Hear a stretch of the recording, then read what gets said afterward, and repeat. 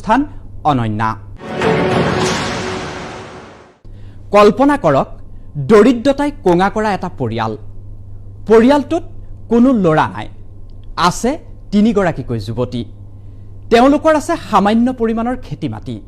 ধান খেতিৰ সময়ত যদি সেইখিনি মাটিত খেতি নকৰে তেন্তে বছৰটোৰ বাবে বিপদ। এনে সময়তে যদি পৰিয়ালটোৰ হালৰ গৰুহাল চোৰে চুৰ কৰি নিয়ে তেন্তে কি অৱস্থা হ'ব এবাৰ মাথো কল্পনা কৰক।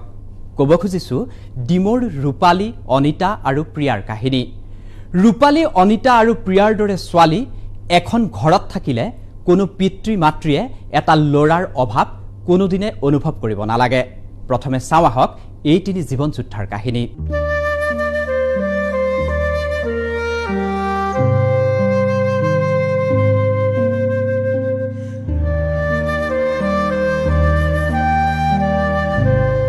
ৰূপালী, অনিতা আৰু প্ৰিয়াৰ কাহিনী।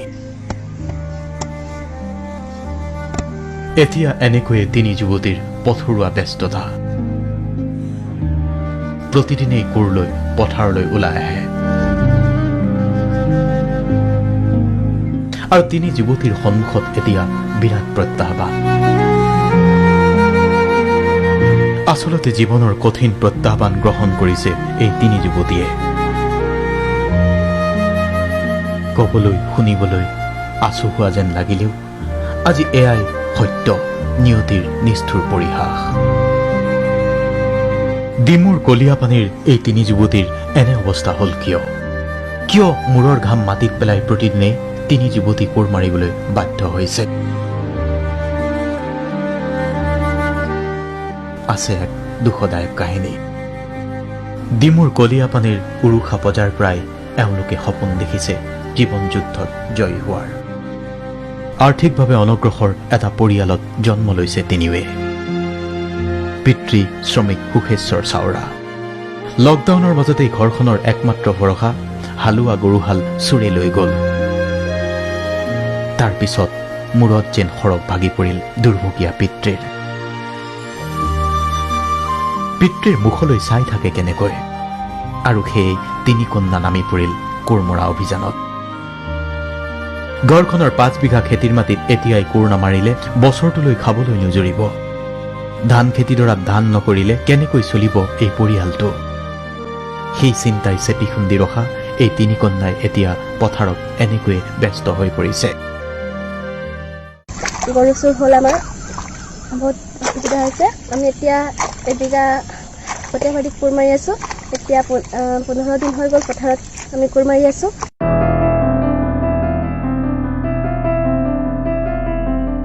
ঘৰৰ অৱস্থা নাই, তাতে অধ্যয়নৰ সমস্যা আছে। তাৰ মাজতো কিন্তু ভাগৰি পৰা নাই ৰূপালী, অনিতা, প্ৰিয়া।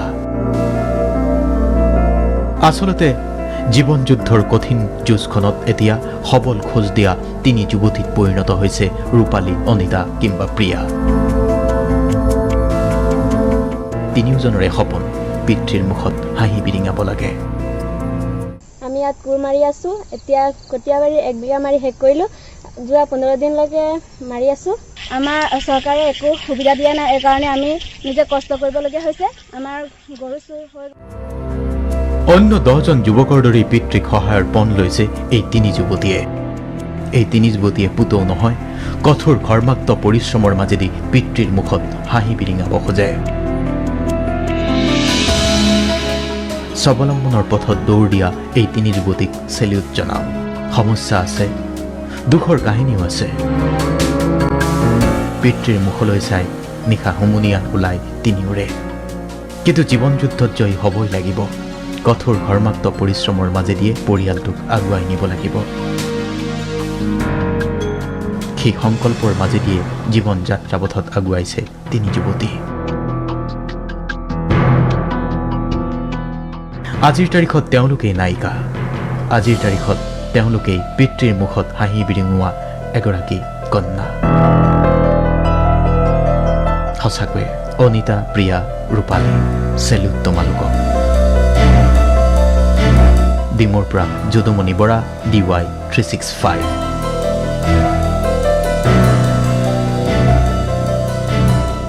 সেয়া আছিল ৰূপালী, অনিতা আৰু প্ৰিয়াৰ কাহিনী।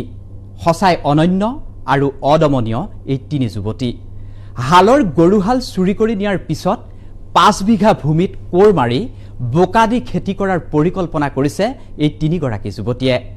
এনে কন্যাক লৈ গৌৰৱত বুকু ফুলি উঠিব প্ৰতিজন পিতৃ মাতৃৰ। কিন্তু এইখিনিতে আমাৰ অনুৰোধ, ডিমৰ কলিয়াপানীৰ এই তিনি যুৱতীক পথাৰৰ এই মাটিখিনি চহোৱাত কিঞ্চিতমান সহায় কৰক কৃষি বিভাগে। ঘৰত খোজকাঢ়িব নোৱাৰা ৰোগীয়া পিতৃ আৰু অসহায় মাতৃকাৰী চাইকেলখনত গধুৰ বোজালৈ শাক পাচলি বিক্ৰী কৰিবলৈ ওলাই আহে জানমণি। জানমণিৰ জীৱন সংগ্ৰামৰ কাহিনী DY365ত সম্প্ৰচাৰ হোৱাৰ পিছতেই জানমণিহঁতৰ পৰিৱেশ কিছু সলনি হৈছে। বহুজনৰ মৰম আশীৰ্বাদত জানমণিৰ মুখত এতিয়া হাঁহি বিৰিঙিছে।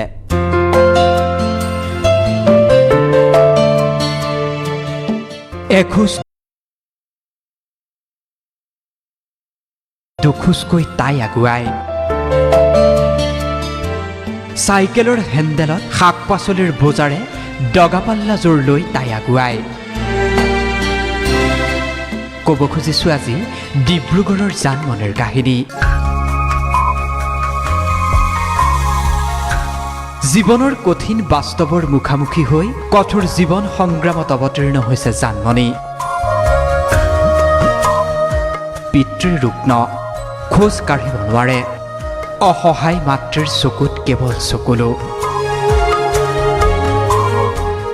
চাই থাকে কেনেকৈ জানমণিয়ে কাৰোবাৰ বাৰীৰ পৰা শাক পাচলি সংগ্ৰহ কৰি চাইকেলৰ হেণ্ডেলত পাচলি ভৰ্তি মোনালৈ এনেকৈ বজাৰলৈ ওলাই যায় জানমণি। ইঘৰ সিঘৰকৈ শাক পাচলি বিক্ৰী কৰি জীৱন চলায় জানমণিয়ে।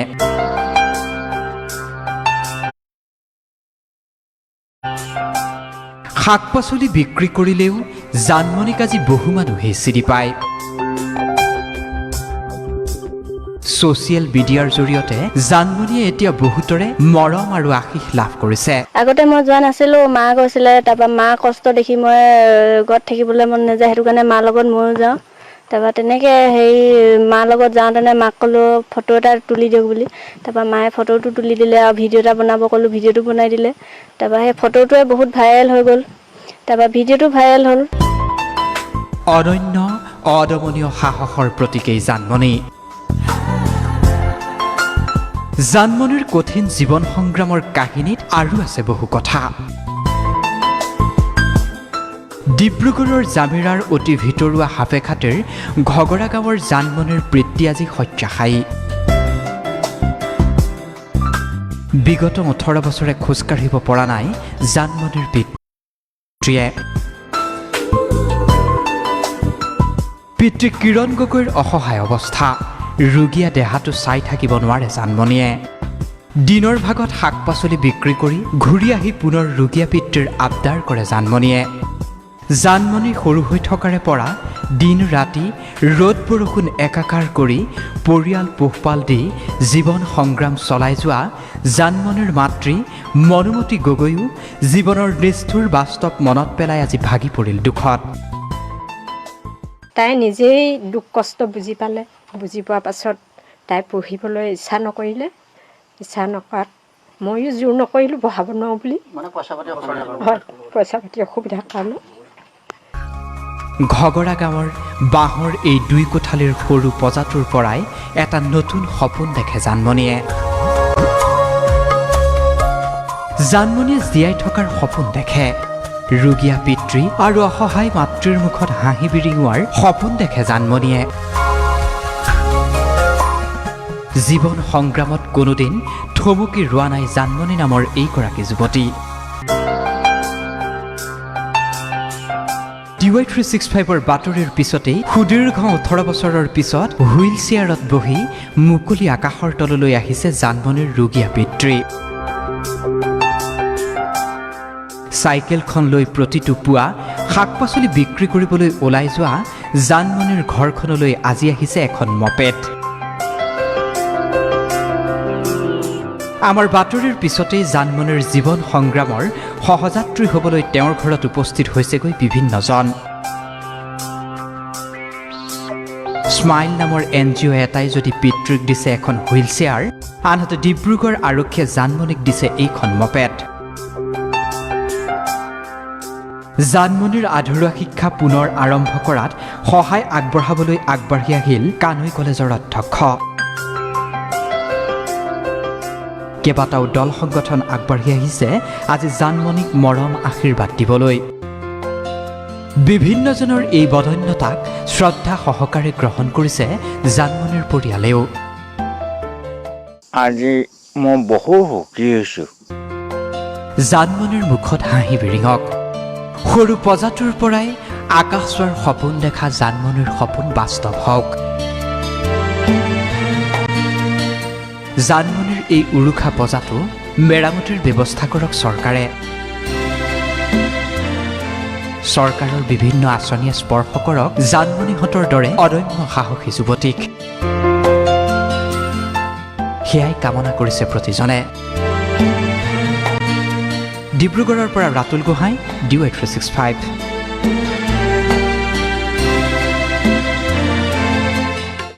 আপুনি শুনি আচৰিত হ'ব, স্কুলত পঢ়ি থাকোঁতে চৰকাৰে দিয়া চাইকেলখনো পোৱা নাছিল জানমণিয়ে। চাইকেল বিতৰণ কৰাৰ দিনা চাইকেল পাব বুলি স্ফূৰ্তিতেই শিক্ষকসকলৰ বাবে চাহ বনাই লৈ গৈছিল জানমণিয়ে, কিন্তু চাইকেলখন নাপালে তাই। আনহাতে চৰকাৰী এটা গৃহৰ পৰাও বঞ্চিত জানমণি। জানমণিহঁতৰ এখন ৰেচন কাৰ্ডো নাই, কিন্তু বহুজনৰ আশীৰ্বাদত জানমণিহঁতে কিছু সকাহ পাইছে। এতিয়া কি কয় জানমণিয়ে, সেয়া এবাৰ আপোনাক দেখুৱাব বিচাৰিছোঁ। আগতে চাইকেলত গৈছিলোঁ শাক পাচলি বিক্ৰী কৰিবলৈ, এতিয়া এখনত আগতকৈ অলপ বেছি শাক পাচলি নিব পাৰিছোঁ আৰু কম সময়তে পাওঁগৈ, আকৌ সোনকালে আহি ঘৰত পাওঁ। আগতে চাইকেলত যাওঁতে চাইকেলখন ঠেলি যাবলগীয়া হয় কেতিয়াবা, তেতিয়া দেৰি হয়। এতিয়া মই সৰহ বস্তুখিনি মফেডখনত লৈ যাওঁ, তাৰপৰা মা চাইকেলত যায়। এবাৰ কপিলী নৈত জীৱনৰ নাও মেলি দিয়া ছোৱালীজনীৰ কাহিনী ক'ব খুজিছোঁ কামপুৰৰ পম্পী দাসৰ কথা। এখন টুলুঙা নাৱে যাৰ জীৱন জীৱিকাৰ একমাত্ৰ সম্বল। চিনাকি ঘাটত নাও বাই যিগৰাকী কিশোৰীয়ে পোহপাল দি আহিছে দৰিদ্ৰ পৰিয়ালটোক, সেইগৰাকী পম্পীৰ জীৱন সংগ্ৰামৰ কাহিনী এবাৰ আপোনালোকৰ সন্মুখত।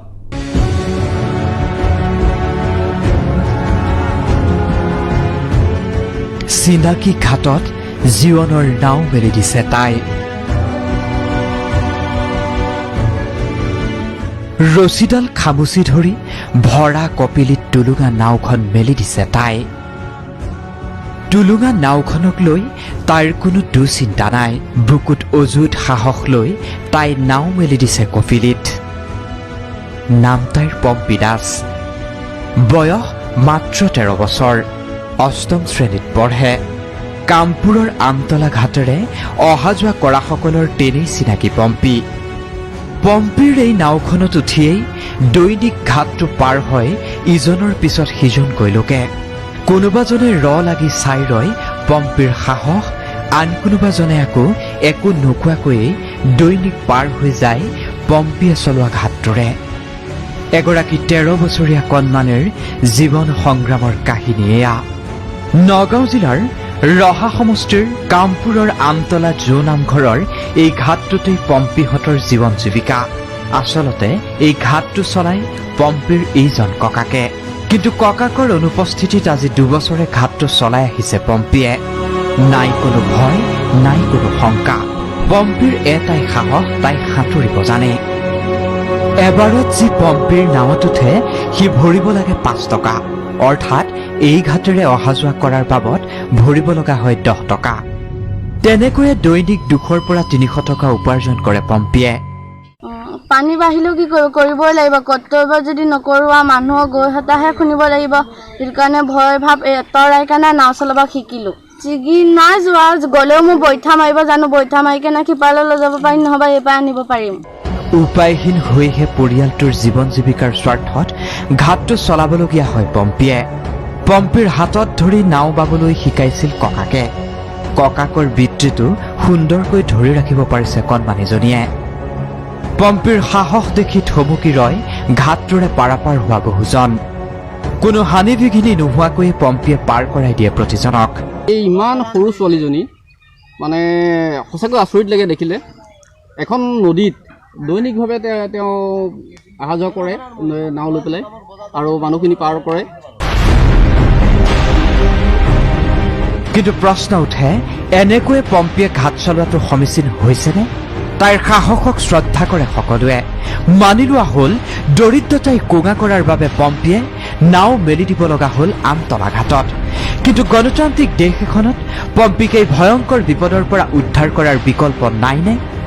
জীৱনত ৰং সনাৰ সময়ত কঠিন বাস্তৱৰ মুখামুখি হোৱা পম্পী তথা পৰিয়ালটোক আমি উদ্ধাৰ কৰিব নোৱাৰোনে? কামপুৰৰ পৰা জ্যোতিপ্ৰসাদ বৰা, DY365। পম্পীৰ সাহসৰ তুলনা নাই। পম্পীৰ সাহসক আপুনি সন্মান জনাবই লাগিব। কৈশোৰ অৱস্থাৰ পৰাই জীৱন যুঁজত জঁপিয়াই পৰিছে পম্পী।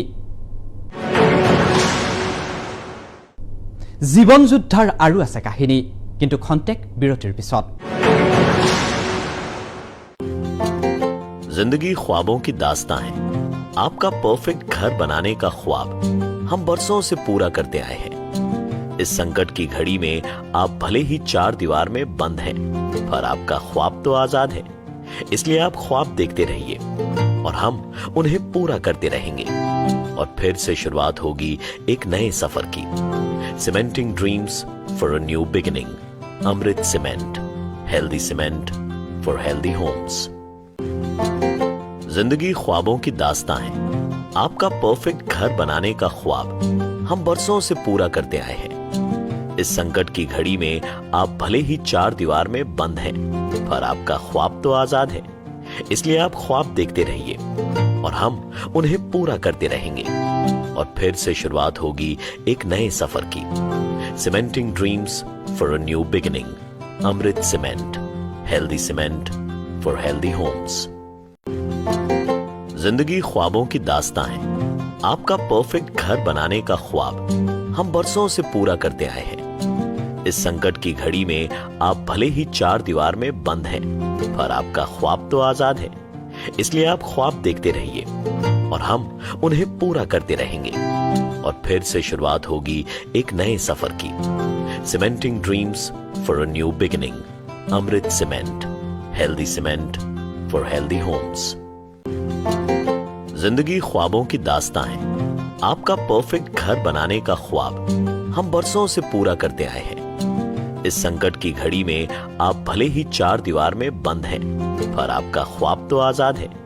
इसलिए आप ख्वाब देखते रहिए और हम उन्हें पूरा करते रहेंगे। और फिर से शुरुआत होगी एक नए सफर की। Cementing dreams for a new beginning. Amrit cement, healthy cement for healthy homes. जिंदगी ख्वाबों की दास्तां है।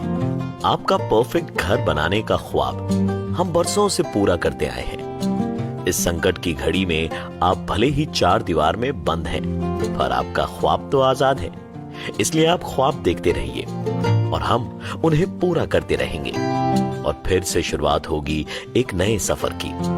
Cementing dreams for a new beginning. Amrit cement, healthy cement for healthy homes. जिंदगी ख्वाबों की दास्तां है।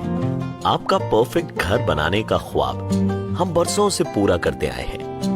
इस संकट की घड़ी में आप भले ही 4 दीवार में बंद हैं, पर आपका ख्वाब तो आजाद है। इसलिए आप ख्वाब देखते रहिए और हम उन्हें पूरा करते रहेंगे। और फिर से शुरुआत होगी एक नए सफर की। Cementing dreams for a new beginning. Amrit cement, healthy cement for healthy homes. जिंदगी ख्वाबों की दास्तां है। आपका परफेक्ट घर बनाने का ख्वाब हम बरसों से पूरा करते आए हैं। इस संकट की घड़ी में आप भले ही 4 दीवार में बंद हैं, पर आपका ख्वाब तो आजाद है। इसलिए आप ख्वाब देखते रहिए और हम उन्हें पूरा करते रहेंगे। और फिर से शुरुआत होगी एक नए सफर की। Cementing dreams for a new beginning. Amrit cement, healthy cement for healthy homes. जिंदगी ख्वाबों की दास्तां है। आपका বিৰতিৰ পিছত পুনৰ স্বাগতম জনাইছো অনুষ্ঠানৰ মাজলৈ। এবাৰ আহিছো মাজুলীৰ ৰেণু বৰা নামৰ এগৰাকী মহিলাৰ প্ৰসংগলৈ। কৰোনাৰ ভয়াৱহতাৰ মাজতে মাজুলীৰ বহু পৰিয়ালক জীৱনী শক্তি প্ৰদান কৰিছে এইগৰাকী মহিলাই। কঠোৰ জীৱন সংগ্ৰামেৰে জিলিকিছে মাজুলীৰ ৰেণু বৰা।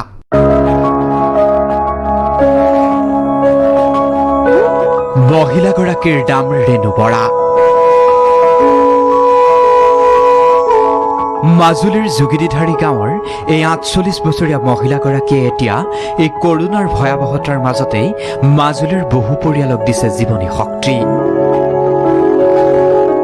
ঘৰত ৰোগীয়া স্বামীক এৰি এনেকৈ চাইকেলৰ হেণ্ডেলত শাক পাচলিৰ মোনা দুখন ওলোমাই ঘৰে ঘৰে ঘূৰি ফুৰিছে মাজুলীৰ যোগিনীধাৰী গাঁৱৰ ৰেণু বৰা নামৰ এই উদ্যমী মহিলাগৰাকী। কঠোৰ জীৱন সংগ্ৰাম আৰু কৰ্মোদ্যমৰ এতিয়া অন্যতম প্ৰতীক মাজুলীৰ ৰেণু বৰা। লকডাউনত গৃহবন্দী ৰাইজ, চতুৰ্দিশে দেখা গৈছে খাদ্যৰ সংকট। এনে ভয়াৱহ সময়তে নিজে উৎপাদন কৰা ফল মূল শাক পাচলিৰ মেট মৰা বোজালৈ নিতৌ বজাৰমুখী হয় ৰেণু বৰা। চাইকেলত বোজাই কৰি নিয়া পাচলিৰ ভাৰ গাঁৱে গাঁৱে ঘৰে ঘৰে বিক্ৰী কৰেগৈ এইগৰাকী মহিলাই। ঘৰে ঘৰে গৈ মই মানে অৰ্গেনিকত কৰা বস্তু আৰু মই নিয়া কাৰণতে চব মানুহে মোক বেৰিয়ে ধৰে, বাইদেৱে পাচলি আনিছে বুলি। তেনেকৈ দি মই ঘৰখনৰ ল'ৰা ছোৱালীকেইটাও অকণমান ডাঙৰ কৰিছিলোঁ। আকৌ মানুহজন অসুস্থ, মানুহজনকো মানে ধৰক তেখেতৰ পৰিচৰ্যা বা টেবলেটৰ ডক্টৰৰ খৰচ এনেকুৱাবিলাক উলিয়াইছোঁ। ৰেণু বৰাৰ ঘৰৰ পিছফালৰ বিশাল পথাৰ এতিয়া নানা শাক পাচলিৰে নদন বদন। স্বামী ৰোগীয়া শয্যাশায়ী। চাই থাকে কেনেকৈ ৰেণু বৰাই। ঘৰতে উৎপাদিত শাক পাচলি লৈ এনেকৈ বজাৰমুখী হয় ৰেণু বৰা। এই কৰোনাৰ মহামাৰীৰ সময়ত ঘৰে ঘৰে শাক পাচলি বিক্ৰী কৰি যি দুই এপইচা পায় সেয়াই পৰিয়াল চলাই ৰেণু বৰা নামৰ মহিলাগৰাকীয়ে। যি সময়ত মানুহে নিজকে ঘৰৰ ভিতৰতেই ৰাখি কৰোনা সংক্ৰমণ ৰোধ তথা নিজক সুৰক্ষিত অৱস্থাত ৰাখিছে, তেনে সময়তে সেইসকল লোকক ঘৰতেই শাক পাচলিৰ যোগান ধৰিছেগৈ ৰেণু বৰাই। কিন্তু দুখৰ কথাটো হ'ল এনে কৰ্মোদ্যমী মহিলাক আজিও স্পৰ্শ কৰা নাই চৰকাৰী আঁচনিয়ে। এইসকল মহিলাক কৃষিকাৰ্যত উদগনি যোগাবলৈ কৃষি বিভাগে নিশ্চয়কৈ সহায় কৰাৰ প্ৰয়োজন আছে। কাৰণ ৰেণু বৰাই প্ৰমাণ কৰিছে পুৰুষৰ সমান্তৰালকৈ মহিলায়ো সমানেই কৃষিকাৰ্য চলাই নিব পাৰে। মাজুলীৰ এইগৰাকী আদৰ্শৱান মহিলা তথা তেওঁৰ জীৱন সংগ্ৰাম এই কৰোনা কালৰ অন্যতম সংগ্ৰামী সত্তাৰূপে জিলিকি উঠিছে। মাজুলীৰ পৰা মিতু খাটনিয়াৰ DY365।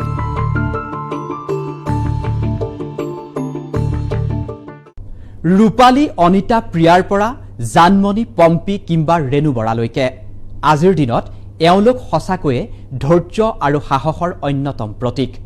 কাৰণ জীয়াই থকাৰ এই যুঁজখনত এওঁলোকে কোনোদিন থমকি ৰোৱা নাই। ভোকৰ এই যুঁজখনত এওঁলোকে কোনোদিন কাৰো ওচৰত হাত পতা নাই। কৰ্ম কৰি খাব পৰাৰ সাহস আৰু শক্তি এওঁলোকৰ পূৰা মাত্ৰাই আছে। কিন্তু কৰ্ম কৰিবলৈ এওঁলোকক চৰকাৰে কিংবা কোনো সদাশয় ব্যক্তিয়ে কিছু সুবিধা কৰি দিয়াৰ প্ৰয়োজন আছে। সুবিধা পালে এওঁলোকেও সৰু সৰু সপোনবোৰক বাস্তৱ ৰূপ দিব পাৰিব। আমি ইজনে সিজনক কিঞ্চিতমান সহায় কৰিলেই ধুনীয়া হৈ পৰিব আমাৰ সমাজখন। এই কামনাৰে এই অনুষ্ঠানৰ পৰা মই কৃষ্ণ ভূঞাই বিদায় লৈছোঁ। ধন্যবাদ।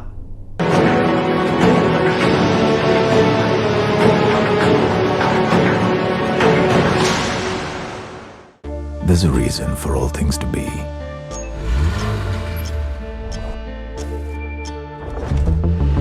Open sunroof. What good is the sun if it doesn't glow? What good is sound if it isn't rich? And the air if it isn't pure?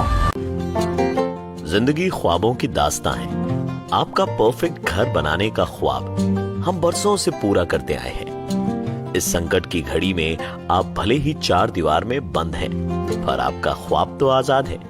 इसलिए आप ख्वाब देखते रहिए और हम उन्हें पूरा करते रहेंगे। और फिर से शुरुआत होगी एक नए सफर की। Cementing dreams for a new beginning. Amrit cement, healthy cement for healthy homes. जिंदगी ख्वाबों की दास्तां है। आपका परफेक्ट घर बनाने का ख्वाब हम बरसों से पूरा करते आए हैं। इस संकट की घड़ी में आप भले ही 4 दीवार में बंद हैं, पर आपका ख्वाब तो आजाद है। इसलिए आप ख्वाब देखते रहिए और हम उन्हें पूरा करते रहेंगे और फिर से शुरुआत होगी एक नए सफर की। Cementing dreams for a new beginning. Amrit cement, healthy cement for healthy Holmes.